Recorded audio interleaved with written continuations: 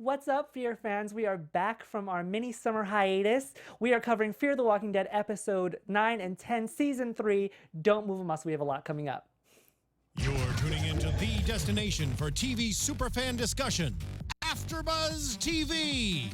And now, let the buzz begin. Why can't we? I know you guys don't want to hear us sing. Me and Natalie thought it'd be a good little change of pace to kind of introduce another song, and I think this song totally encompasses what this episode was about. Just the frustration that we will soon talk about. What's up, everybody? I am Timothy Michael. I'm so excited to be back. You can reach me everywhere at I am Timothy Mike. Natalie, go ahead and introduce yourself. Hey guys, I'm Natalee Dyer, and you can find me at Natalee Dyer, Nataleedyer, on all social media platforms. All social media platforms. Now, guys, you might notice that our set is a little different. Just so you guys know, we are covering Fear the Walking Dead tonight, episodes 9 and 10. But coming in the future, details to come. The shows will be merging at some point. Like I said, more details to come. But this is just a little teaser. We're really excited. We're excited. It's going to be called The Walking Dead Weekly. But for tonight, like I said, we are covering episodes 9, The Minotaur, and episode 10, Diviner. And let's just jump right into it. Of Fear. Of Fear, The Walking Dead. Of Fear, The Walking Dead. Yes. What were your initial thoughts about this episode, Natalie? I'm so glad we're back. I'm glad we're back. I missed you. I missed you too. I did. Those were my initial thoughts about these episodes. I was like, yes, I love it's how I back. asked you, and you're just excited to see me. That makes me really happy. Yes, I'm very excited to see you too, but I'm just so excited the show is back. You know what? I got a lot of slack over the summer about this show, and a lot of people being like, oh, should I watch it? Because I feel like season 1 and season 2 kind of put a bad taste in people's mouths, and I feel like season 3 started off with a bang. So if anybody's out there that's just watching our after show, just clicked on it for fun, go and watch the season, check it out. It's because really good. the season is really good, and they just kept going with it right after the break, because they went right into, the nation is moving into Brokejaw. Right. We knew from the start there are going to be problems. Right. Why? Because it's all based on a lie. Oh yeah. Yeah, and I think that the writers learned from The Walking Dead that they shouldn't have half a season of just we're in a safe spot. Yes. So things have to be interesting, otherwise you start losing followers. Yes. And there's obviously a change in leadership. Now we've got Jake and Madison versus Ophelia and Taka. Do you consider Jake and Madison on the same team, though? I do, only because they are fighting for the same objective. They just have different ways of going about it. Well, you could argue that both sides are fighting for the same thing. They're just That's very true. going about it. Well, that's why they're co-joining in leadership, Right, because they're all fighting for the same objective, just in different ways. Sure. What did you think of Jake? Well, if you want to talk about Jake and Madison being aligned. Madison will do anything, basically. Yeah. I think that's, I like Jake, but she's very, very concerned about his health and his well-being, as she kept asking Alicia, how's he doing? Yeah. And, so I found that interesting. I think we were all skeptical, and I don't know about you viewers at home, but I was skeptical on who really wants peace. Because, Madison always has this underlying reason or agenda. I want peace. I want peace. I genuinely went into this thinking Taka does want peace. And he said it in the episode. He goes, my grudge died when Jeremiah died. And I don't want to spend too much recapping of what has happened, because if you guys are watching our after show, you obviously saw what happened. Hopefully. Otherwise, spoiler alert. Hopefully, yeah. Thank you. Thank you, Natalie. But after the whole shooting of the head, that's initially what I thought. I thought, okay, Jeremiah is dead. That's it. The feud should be dead. Yes. But that's not how humanity works, is it? No, because it's a back and forth, and you can expect it to be dead. Yeah. As you said. But every act of violence is going to have someone, like a younger child, essentially. The generations are going to feel it. Right. No matter what. Speaking of younger children, Taka doesn't want Troy to be in charge for right reason. Okay, I was like, obviously.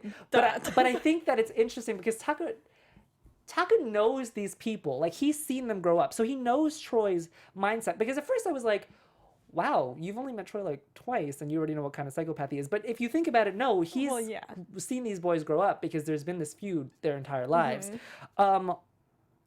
That whole interaction between what Jake wants and what Troy wants, did that surprise you? About Jake trying to want to like keep the peace and Troy being like, no. No, that didn't surprise me because that's essentially been what Jake's been trying to do since the beginning. Did you think that Troy would go into it so fast and try to plant things in people's heads like he does with Terrence? I mean, yeah, sort of. I thought he'd play a little bit more of a long game, like a little bit more of a long con, but I also wasn't surprised that he was like, I'm going to take these opportunities because it's kind of like letting a fire die out.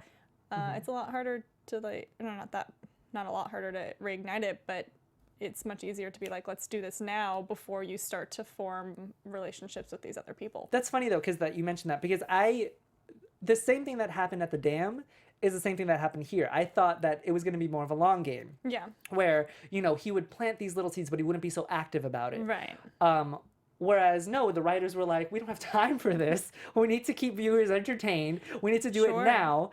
It could also be just like in this world that they're living in, actions mean a lot more, and you have to do things faster because stuff changes so quickly. That's true. Yeah, no, I agree. And speaking of changes, Terrence goes and tries to shoot one of the nation people, which we knew something was going to happen. But like I said, I didn't know it was going to happen that quickly into the episode. To be honest, I really thought that they were going to be bullying the kid for some reason.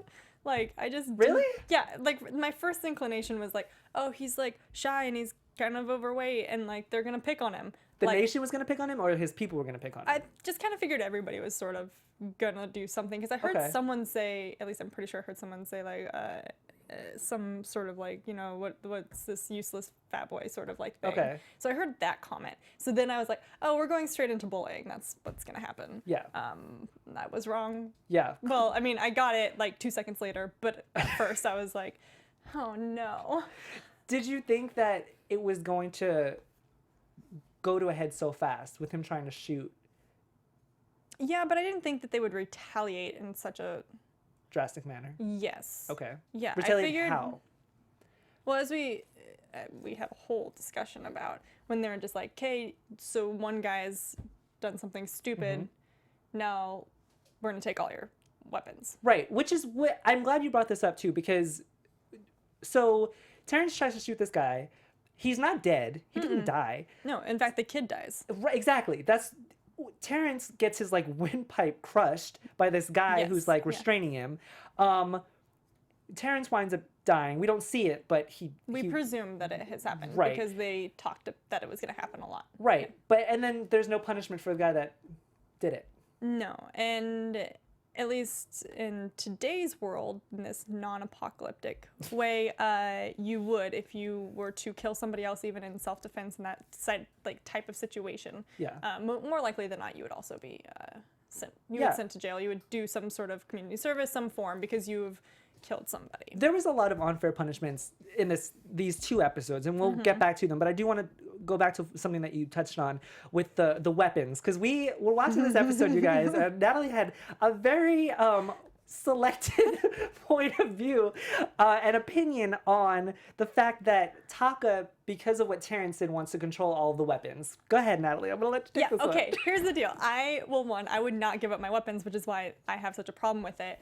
And I was instantly in love with the idea that Jake had a key and Taka had a key. So that it was a fair, like, this is an equal thing. You have 2 sides. You want to keep it even. Yeah. So sure, gather up all the weapons, but then keep it so that one side has the key and the other side has a key. Right. So it's even. Yeah.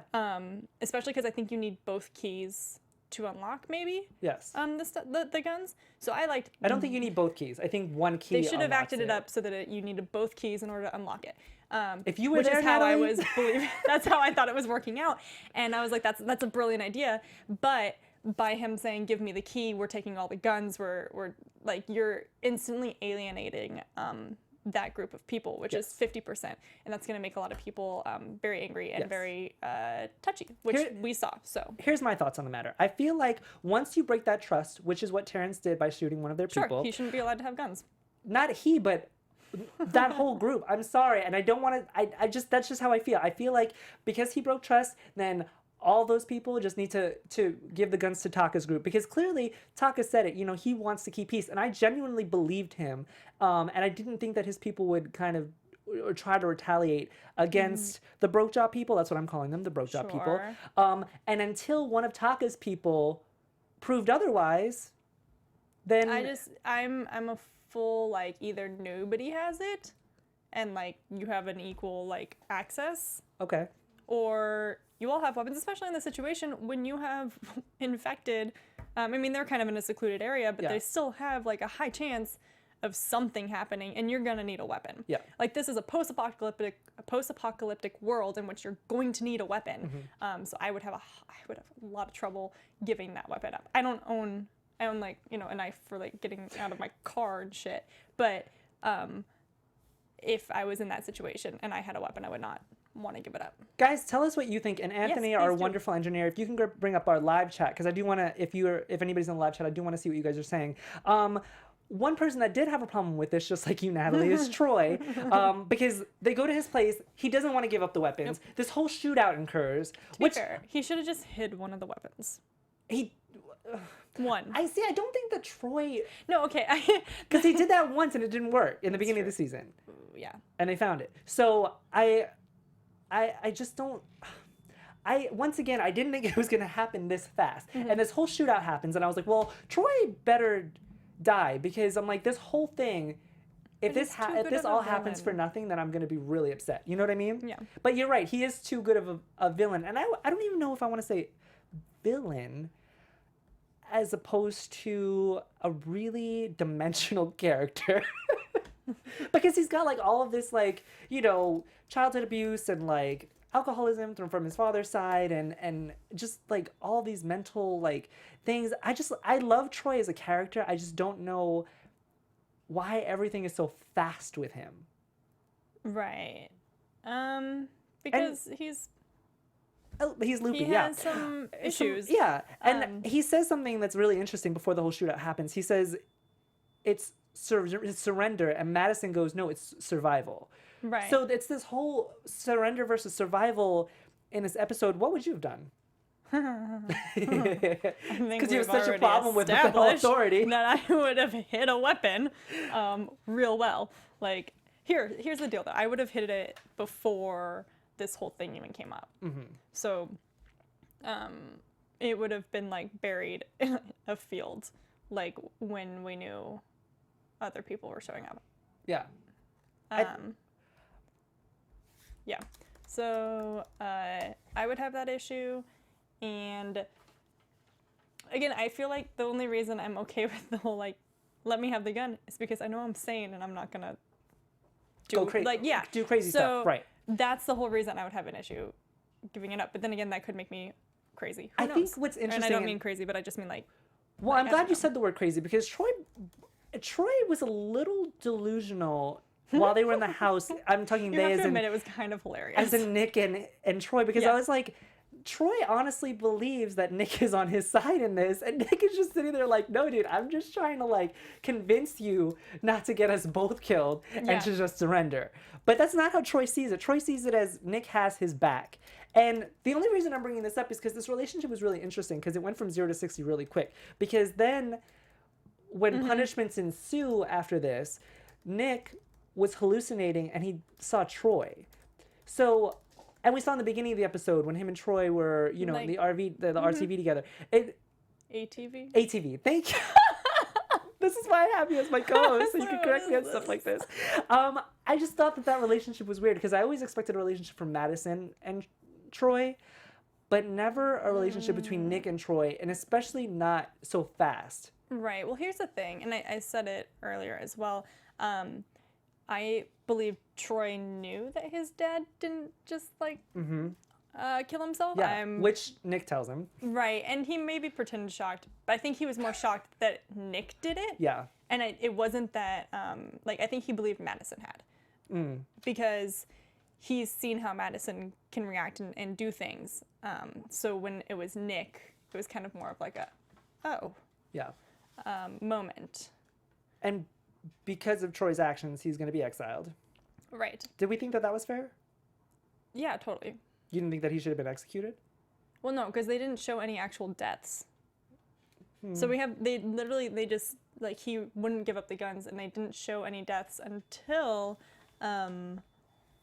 he killed the guy in the truck. Which, I don't think he killed him. I think he just knocked him truck? out. Yeah. He stabbed him a few times. He stabbed him once when he grabbed him, and then I think he just knocked him out. Because I think he hit him again, like, somewhere. I don't know. Guys, let us know, because I didn't think that he died. I thought he just knocked him out. But that relationship, that whole scene when he was being exiled, I love how he said he wanted Madison to take him because he trusts her. And then he goes and he calls her the White Witch of the Apocalypse, which was by far the best line of the 2 episodes. Amazing. White Witch of the Apocalypse. I enjoyed where the relationship between Troy and Madison was going. Sure. Do we think that Troy will be back? Oh yeah. You think so? Oh yeah. I don't see him not coming back, and I also have told you the prediction, but I will tell you guys later when we actually do predictions. Okay. My thoughts on what's going to happen with Troy. Yes, we will hit those in predictions later on. Yeah. What I like about The Walking Dead is that there weren't that many walkers in this episode. Or infected. Sorry. Yeah. Yes, infected. But what I love about The Walking Dead, Fear the Walking Dead, is that they keep us engaged with other issues. Like now we have a water shortage. That was my New York coming out, guys. We have a water shortage, which Madison finds out and tells Taka. And then she goes and tells Nick and Alicia.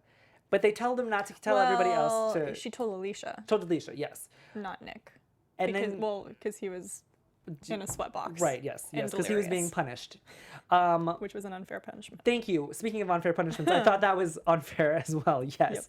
Yep. Because he literally didn't do anything. But coming further, if we want to talk about that right now, it's good that he did that because he was like an undercover agent for the militia. And that's exactly how he played it later on.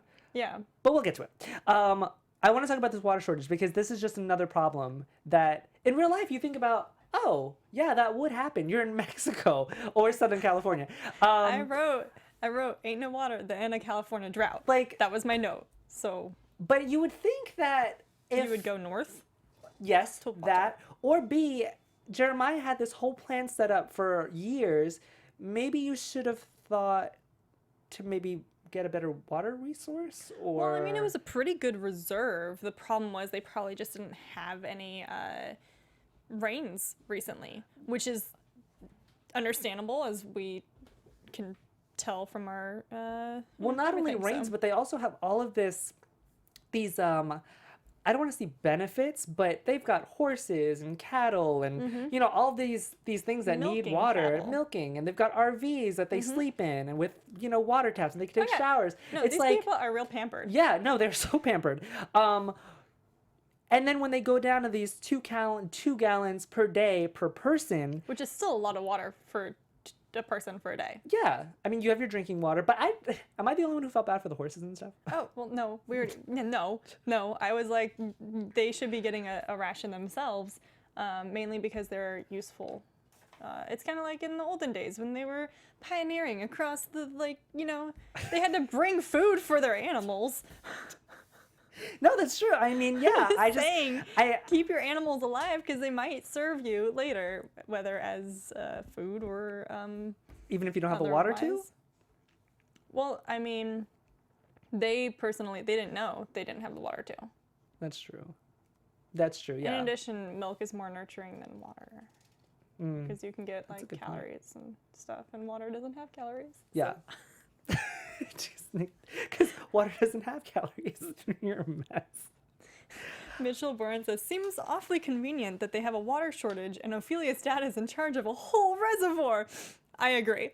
I mean, we obviously knew that was coming, you guys, which we will talk about because things kind of bled into each other this season pretty smoothly. These 2 episodes pretty smoothly. It kind of all seemed like one episode. Yeah, because then Taka and Madison take it upon themselves to go to a bazaar in Mexicali that they think will have this water. For whatever reason, I don't know where this water is coming from because they see this woman, what's her name?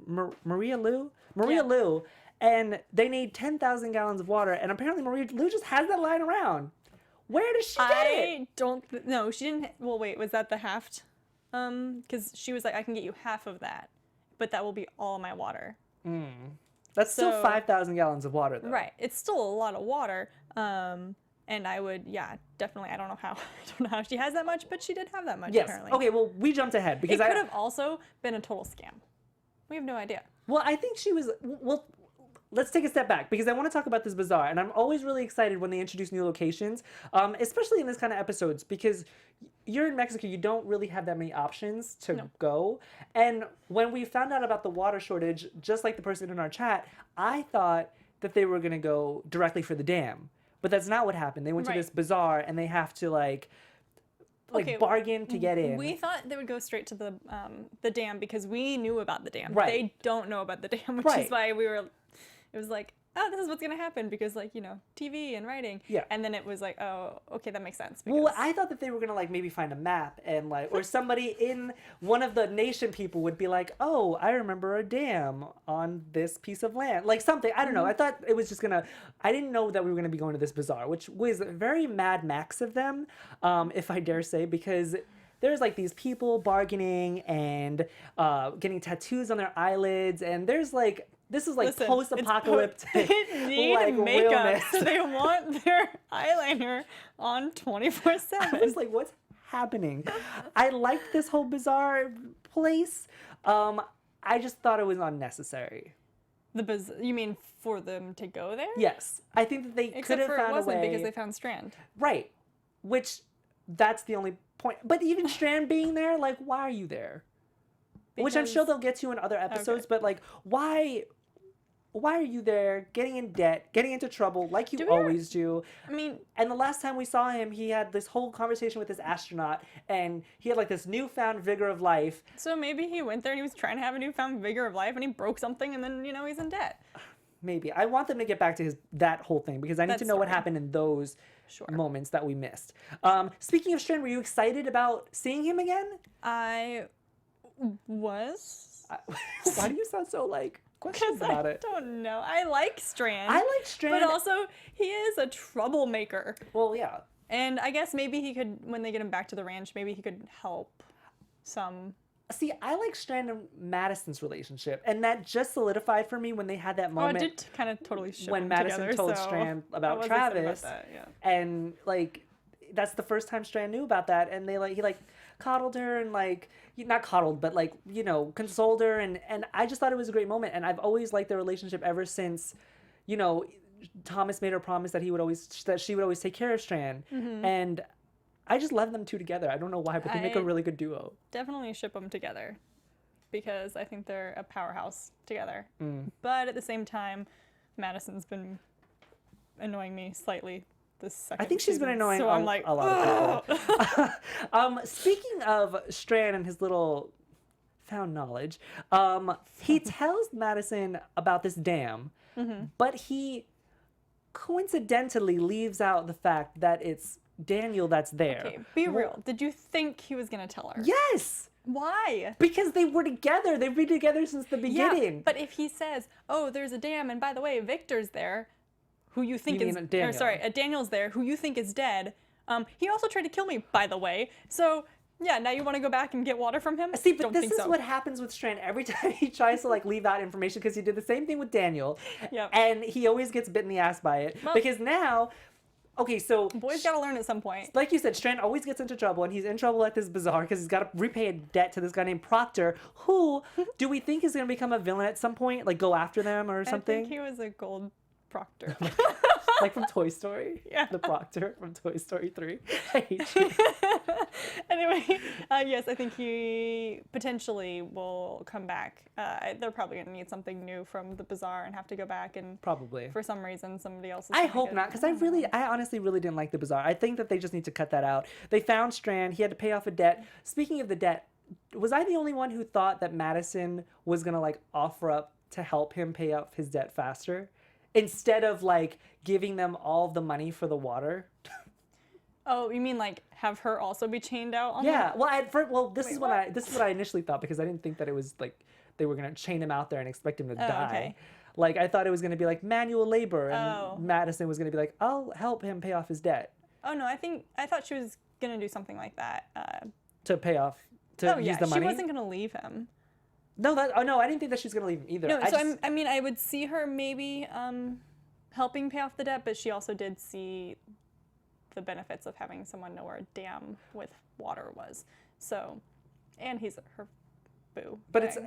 he's like her best friend, yeah. But I just think it's funny because now she's like forcing him to go back to the dam. Right. And Daniel's going to be like, didn't I tell you to leave? Like, what the hell? Yeah. But then he doesn't tell her about Daniel, and now she's forcing him to go back to the dam. So, I mean, She's going to find out about Daniel. Right, well, I'm assuming that sometime in the travels from the bazaar to the dam, He'll tell her? he'll have to tell her. I don't know. Daniel likes to wait till the last minute, just like he did with Daniel. And he Strand likes to wait till the last minute, just like he did with Daniel in the convertible car, whatever they were in. Yeah, but I feel like he has a better connection with Madison. This is why I was so surprised that he didn't tell her up front. Yeah, I think it's mainly because he was afraid that she would be like, "Oh, great, he's still alive. Let's go get water from him." Oh, but now he's got to do it anyway. I know. This is what I'm talking about. I know. I'm just saying that I think that's why he didn't say it at first, because he doesn't want to have to go deal with Daniel, and now he does. But I mean, I saw that coming. So. Well, I'm excited to see where that whole thing goes, because I'm just excited that Strand and Madison are back together. Going back to Brokejaw though, because the militia is trying to reband together. Did you think that was going to happen? Yeah. He said, yeah. They took their guns. Of course, they're going to be like, You think that that they're banding together just because they took their guns? Oh no, I think their banding together is provoked further due to that, and then further due to the shortage, and then further because they didn't have a good system to track who was getting what water, and then further because they were like, we're taking the well. I just think that it just, and once again, went from 0 to 60 because you have this militia rebanding and they already have this thought of the nation based on false pretenses. I just really have to speak about this really quick because these people still think that Taka's people killed Gretchen's family. Right. And that's what they're holding on to right now. That's their main grudge, because they really weren't, these people weren't really part of the Otto family and their grudge. That's why it's another like aspect where, Alicia, does Alicia know? I don't remember if she does. Oh gosh, does she know? Does Alicia know that Troy I is the one that... think so. I think she has an inkling. Okay. I mean, let's She assume always she has does. inklings, Let's assume she does, because she knew that Madison and Madison was the one who killed Otto, but then it was Nick, and that kind of also surprised her a little bit. But which we should talk about her in a minute, because hers is all fun. She's my favorite character. Well, go ahead. Let's talk about Alicia really quick. Okay. She, is very smart. She's very smart. And like I said, she figured out who really killed Otto. She is trying to keep the peace, like truly. Which we will talk about, because there was a really powerful moment at the end, but yes. Sure, right. We'll talk about, I'll leave that out. But I mean, she was like, I see a problem arising. She goes to Ophelia because, they used to be friends. Right. Now I want to start singing that song. But they used to be friends, and so she was like, hey, I see a problem arising. And then Ophelia got offended. Right. And the other guy got offended. And she was literally just giving them a solution to... Or trying to find a solution. Trying to find a solution to a potential problem. Yes. To prevent the overboiling, which did happen because they didn't do anything about it. Right. And it's like, oh. Alicia's always been very smart, and she's literally been one of my favorite characters since season 2 when they were on the boat. And I don't know why, I just love her. When she did the whole Titanic moment and she jumped off, I was all about Alicia. But I think that this entire... The last 2 episodes are her really tired. Yes, and I feel like it's really waning on her. Like, she's been this very strong individual, and I feel like... her whole life. Like, if we want to go all the way back to her past when Nick was a druggie and her dad was off doing whatever, and her mom was trying to take care of Nick, she's had to support herself and sort of take care of her brother and take care of her mother. Yep. And as she had the line in which we rewound like 5 times trying to hear what she said, and it was, I don't want to be the strong. I'm tired of being the strong one. And I just think I love that line because she has been the strong one, and I knew since season 1 because you always see this with a drug addict in a family, they always get most of the attention, and then the other sibling is just expected to do good, and in this case it's starting to get to her. She says Nick's Madison's favorite. And which was such a powerful scene and line. Like, what's it like being her favorite? Yeah, and he is. He is. She literally has done everything to keep him, and I think that was a fair line. What I don't think was a fair line was when Alicia was talking about Madison and she said, why do we try to make her love us? She's broken. And I think that's an unfair line because I do think that Madison loves her children. She's done everything for them in her power. Sure, but there's different forms of love, and what Alicia is wanting is like a legit, constant. I don't know. I mean, we know that Madison loves her kids, but at the same time, it's almost sort of an abusive love. Yeah. Which I think, because there's a lot of people who have children and absolutely love them, but also abuse them. So it's a toss-up. I don't know. I love what Madison has done to raise her children. Granted, she's not a perfect mother, but No. I'm interested to see where Alicia goes with this thought But also, I process. think Alicia does feel unloved in a sense because it's course. constantly been be an adult, be responsible, Yes. be the strong one and help me through this. And so I feel like Alicia probably doesn't really feel like she got to be the child and the irresponsible one, which Nick has gotten to be. Yes. So maybe Nick doesn't agree with this whole love thing, how Alicia's feeling, because Right. he probably does feel very loved by his mother. And what I'm worried about is that with Alicia, there's a common theme of she's always trying to find that love in a man.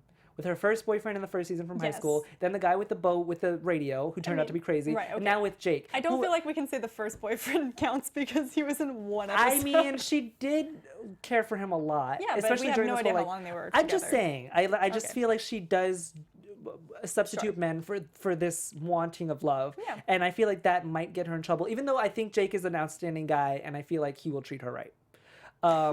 Just saying. He disappeared, by the way. I just thought about it. Yeah, he did. He was in like the disappeared. first with the whole like them. He took an complaining, ATV and that like was it. disappeared. He totally disappeared. We don't know where he went.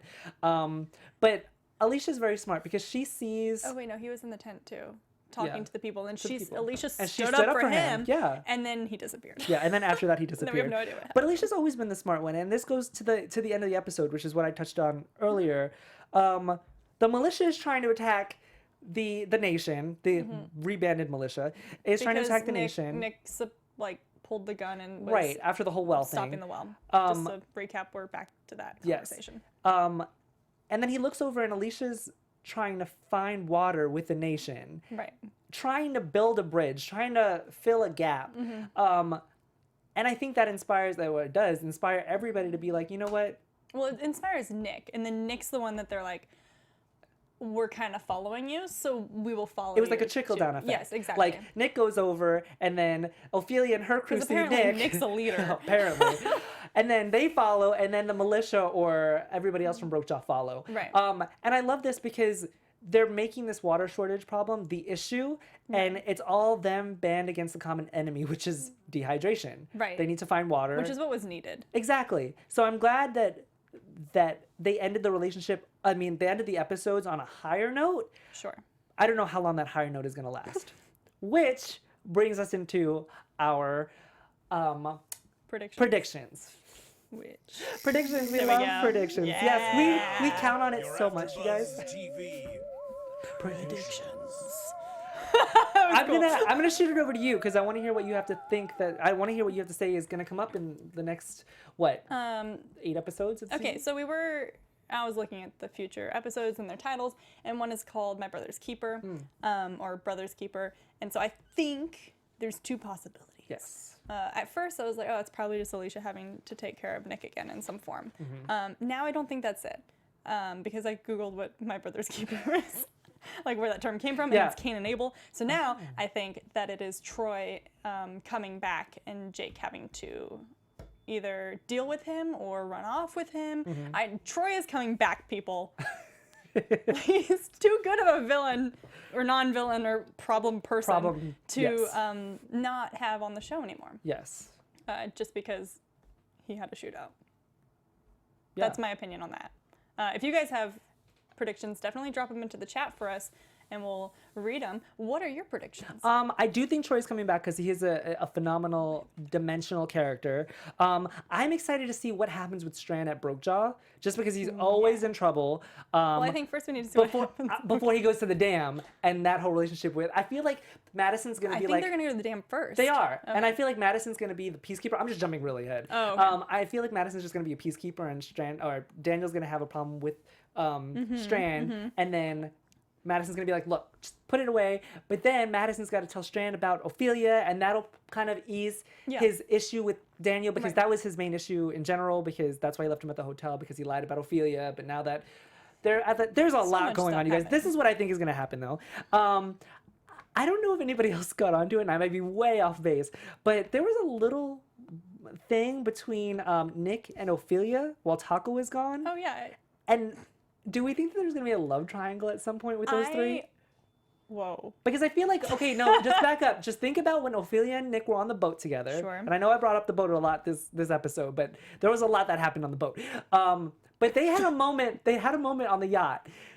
So I'm thinking that hasn't died yet. And you know Nick likes his little ethnic women. Just saying. He liked Luciana, and I could maybe see something happening. And like I did say, oh man, I kind of ship them about 2 minutes into the episode.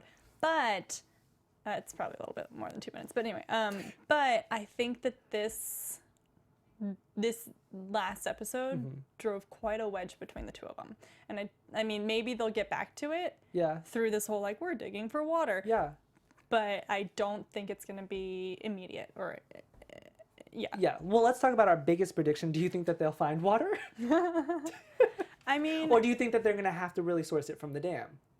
Or both? There might be a little bit of both in a sense. It might be that they don't find water for a while until it's like an absolute, like maybe even they're trying to make a deal with Daniel and something's going south or something happens, and then they'll maybe find water. I think they will, obviously they will find water at some point. I just don't know how. See, my optimistic self says, you know, the nation is digging for water. Hopefully they find it. That way they can prove to, you know, the Brokejaw people that, hey, we found water. Let's make peace. Do you think that'll happen? Because in the trailer for next week, we have a snippet of, I believe it was Taka saying, if there's enough water for both sides, great. If there's not, my people get the water first. I mean, that's just my optimistic self, Natalie. I don't think they're gonna find water. I hope they find water. I don't think they're gonna find it.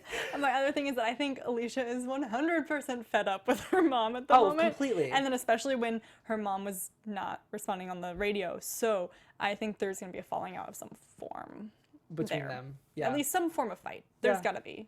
It usually comes to a head with those two. Yeah, they're both very stubborn. They are very stubborn. She is just like her mother. They are both very strong women, which is why we love this show. You guys, that is our recap episode of Fear the Walking Dead, episodes 9 and 10.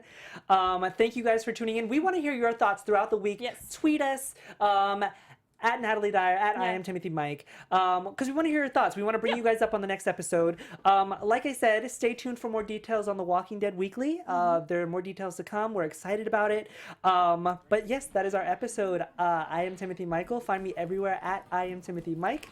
And I am Natalee Dyer, and you can find me at Natalee Dyer on all social media platforms. That's NATALEEDYER. I'm also on a D&D podcast, which is Dungeons and Dragons podcast. It's you can find us at the Dungeon Hole, I believe, on Twitter. I will have to double check that, and I will tweet about it. So follow me there, and then I'll send you over there. That's it, guys. Thank you guys so much for tuning in. We'll see you guys next week.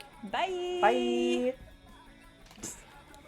From executive producers Maria Menounos, Kevin Undergaro, Phil Svitek, and the entire AfterBuzz TV staff, we would like to thank you for listening to the AfterBuzz TV network. To watch or listen to other after shows and post comments or questions, be sure to visit AfterBuzzTV.com. I'm Sir Richard Wentworth, and this has been a presentation of AfterBuzz TV. Buzz you later.